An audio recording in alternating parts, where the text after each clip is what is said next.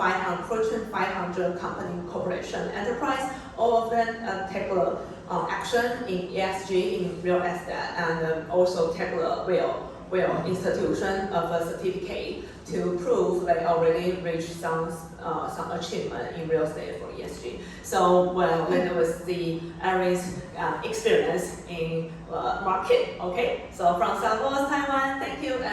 Welcome, Erin. Good afternoon, everyone. Thank you for inviting me to join this meaningful event.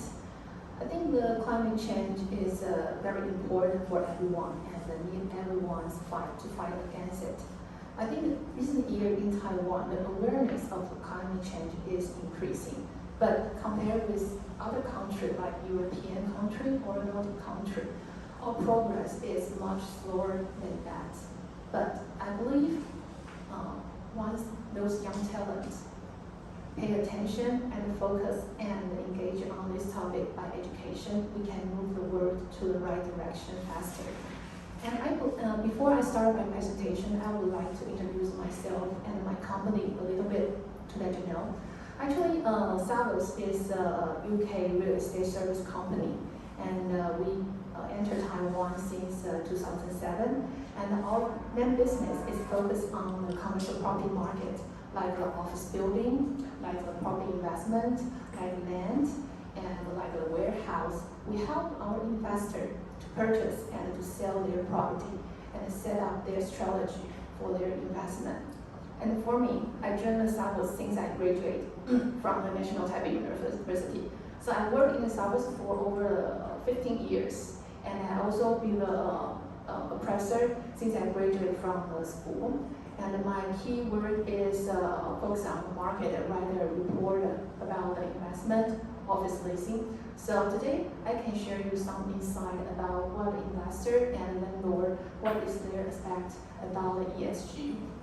So I believe most of you have a lot of information about the climate change, but allow me to take a few minutes to address why we need to pay more attention on this.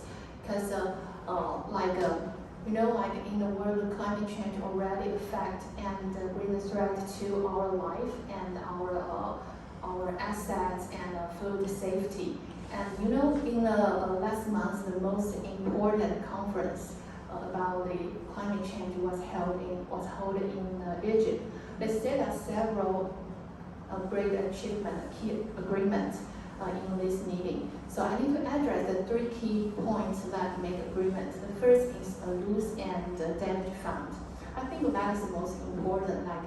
We know there are so many extreme weather happening in the world. So for those climate vulnerable countries, they are in big damage. But actually, the global warming not caused by man. So they said for those wealth countries, like a country in the North Global, actually they should compensate those countries they are in the damage. So it's the most important. Second, carbon market. I think this is also related to what we know about the ESG and the green building. Like we have to know that carbon emission is cost money. You cannot just create the pollution and you don't pay the money to it. That is the key idea in the world. And third, we are going to maintain our temperature target to 1.5 degrees. But we have to say this target is very difficult to achieve. This is the cover page of Economist in this November. So you can see the headline is goodbye to 1.5 degrees. What's that mean? Our goal is to keep the global temperature get hitting from the 2 degree or 1.5 degree. But for now, they say today the world is already hotter than 1.2 degree. So that means we are impossible to meet our target by the end of this century. I think I have more feeling to this topic in this 1 or 2 years. 2 years before, actually I don't care about this, even though I'm a researcher in the real estate. But in Taiwan, actually a lot of things is much more slower than Western country. For example, climate change. For example, working from home. So everything is much slower than Western countries. So since my colleague in the UK, in the US, they talk about this kind of topic, they do a lot of research regarding to climate change. I think 5 years ago, I don't care about that. I don't have any feeling about that. But since last year, I read more research about that. I care about my anything I do to save the world. Now when I go outside, I will bring my own bag to collect everything. I don't use the plastic bag because I think this is good for the global. Okay, so in this magazine, they say the global temperature might rise to 2.8 degrees by the end of the century. So that means a lot of countries, they are suffer from sea level rising. The country may disappear by the end of the century. So why the property is so important? The construction and the building account for 40% of carbon emission and energy usage in the world. So if we do anything to improve the energy efficiency of the building, we can save the world. Like extremely weather, such like flood or sea level rising, those things also put threat to your property. For example, like you have a beautiful house on the beach, probably in 5 or 10 years later, that is disappeared. So that's why there are so many investors or all the rich people. They are care about the climate change because those issues related to their assets. So the next page we'll see actually during the life cycle of the building, from the material until the construction, even though the operation of the building and the demolished building, that's all the process generate a lot of carbon. And we see that is an important issue because now in the world only 50% of people live in the city area. But by 2050, there will be around 80% of people living in the city area. So that means more people need more house, more building. And in Taiwan, we see the building construction accounts 13% of carbon footprint.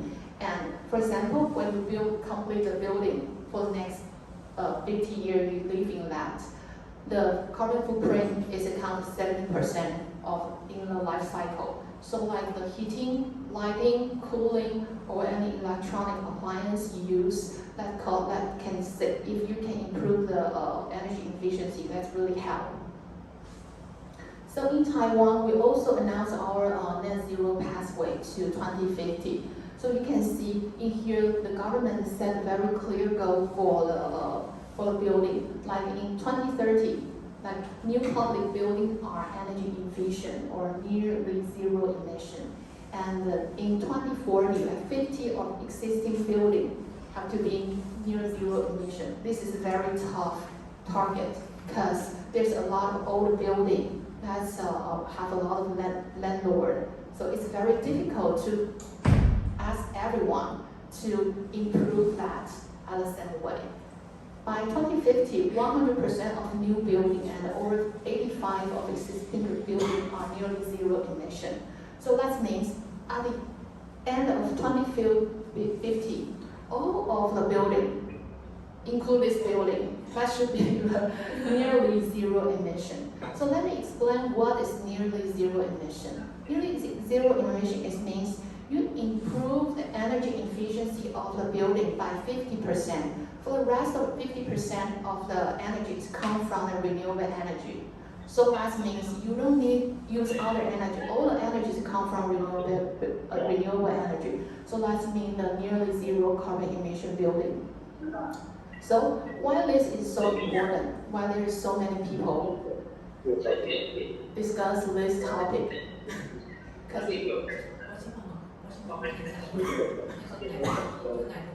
we can see a lot of countries that implemented ESG reporting. They ask their public listed company, you have to report ESG report every year, like in Australia, New Zealand, China, and Malaysia.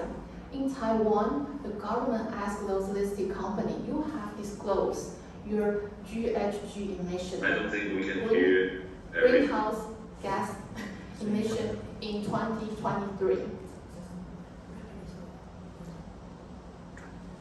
Hello, Rachel. Yeah, ready? Oh. Ready? Okay, let's continue. Okay. Okay, great, thank you. Okay, so for the ESG report, it's not only that will encourage the corporate to disclose those non-financial factors. So we also talk about carbon pricing. This picture shows in the world how many countries or area they are implement or under consideration to have a carbon pricing or carbon trade system. So you can see in China, in European, in Canada, and some city in the United States, they have the carbon tax system. Especially like in the EU, like they are going to implement the CBAM system. That means if you want to sell your product to European, and that product will generate a lot of carbon, you need to pay the tax, especially like the steel, the iron, aluminum, those things, you need to pay the money. So for other countries, like in Taiwan, we export a lot of goods to other countries. If we don't pay attention to our carbon emission, that means when you export your product to other country will ask you to pay the tax, so the cost for your product will increase. So in Sweden, it has one of the most expensive carbon costs. It's around $130 per ton of carbon dioxide. In Taiwan, we are considered to have this in the 2024, and now they are discussing the price could range like $10. So it's much lower than other Western countries.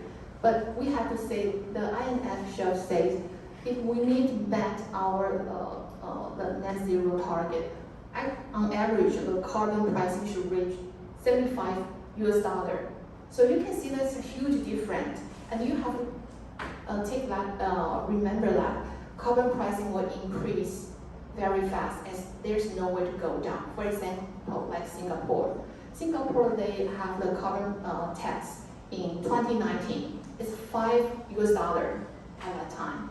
And that will increase to $25 in 2024.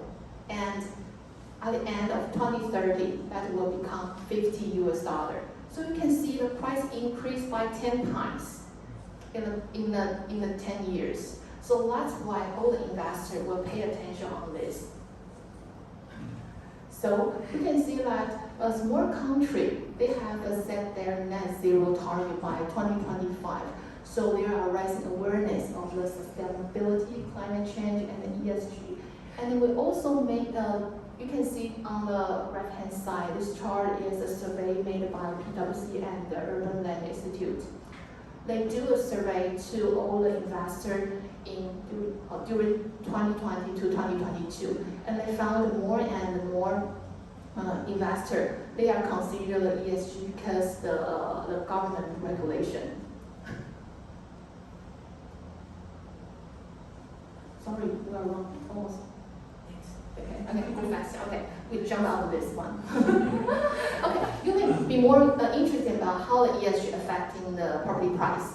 Okay, this is a study made in 2016. They say that they try to collect data of 300 office buildings in the United States and Canada, and they found that with the good green certificate office, their rent will increase by 3.7% higher with non-certificate building, and their occupancy rate is increased by 4%. And another, they have the good possibility to retain their tenants. So this is in Asia, like 40% of office in Asia major city. That's already got the green. They are already a green office building, and you can look at that in Singapore, like almost over 90% of grey office building, they are green building, and like in Tokyo, they have the largest space of office, they are green building, and in Taipei, almost like 37% of the office building is green office building. So those are the international company in the green office building. So that's why we say for the office landlord, get green certificate is important because those are the clients you want to attract. You want them to get into your office. So you need to know what they need. Actually, those companies, they are the RE100 company. They are going to reach the renewable energy 100% by 2050. So, but in Taipei great office market, we also face a lot of challenge because most of the office is very old, it's aging. Because you can see like over 40% of the great office building that's over 20 years old. And those office buildings, they don't have a way to get the green certificate. And 29% of the building, they are less than 10 years old. And in this part, 90% of that, the new building, they got green certificate. So that means this old building, this aging building, they will more suffer in the future. Like it's very difficult to get the clients. They are very difficult to increase their rents. If they cannot increase their rent, that means they don't have enough money to do the upgrade. So they will very suffer in the future. So let's look at the right-hand side. This EEWH is a local Taiwan's green certificate. And most of the green office building, if they are considered to have the green certificate, they will apply for the diamond and the gold rating. And for these, they got the platinum and the gold rating. So we also found that for this high quality green office building, they usually got two different certificates. They need a local certificate, they need an international certificate. So this is rent premium. So we can look at the, usually in Asia, the rent premium for the green office building is range about 8 to 10%. But in some cities like Bangkok and Singapore, it can be over 15%. It's really attracting. It is very attractive for landlord. And in Taipei, it's around 5.5%. This is the three of the most expensive grade office in Taipei.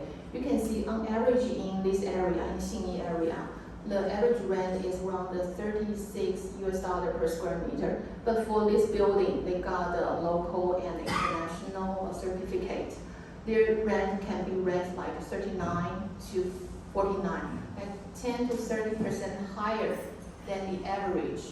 So that's why we say the green office building, they not only the ethic issue, they can only create the financial incentive for the landlord. So for the retail, logistics, and the residential, there are so many ways they can improve their energy performance. I think for most of that, residential sector is the most difficult one because in Taiwan, most of the buildings are stronger type. That means in the same building you have a lot of landlord. So if you want to do an improvement, you need to get approval by everyone, and it's really, really difficult. So I think there's two ways can help with that. First is from a bank. If a bank can provide a green loan to the buyer and tell them and educate them, like if you buy the green certificate residential, you can get some incentive. I can give you some bonus, lower interest rate. That means more buyers are willing to buy a green building. The second is from the government. They have to implement more strict policy or incentive to encourage the developer and the buyer to buy the green building. So it's come to the end of my presentation. Thank you for everyone. Thank you, Erin. Yeah, thank you to bring us the trend, and we can have a clear vision about what's happening in US or Europe or Asia. So first of all, I would say I appreciate that because in Taiwan, it's really get to be important to be like a must and a compulsory issue for each of landlords, individuals, developers. So of course we understand that Taiwan, the trend in Taiwan is not also advanced or is not a pioneer in US or EU, but we are under the pressure. So I think that because we understand today a lot of students from different countries, so maybe you can have an idea to think of your own country or your hometown. How's the situation? I mean, the office, for example, like office building. How's the situation in your hometown or home country? Because the office, like Erin just mentioned, when an office building getting old, as more ages or residential apartments is getting old, it's really challenging to catch this issue. And however, it's going to be a must and compulsory of next 10 years for everyone. Yeah, so I think this is a very important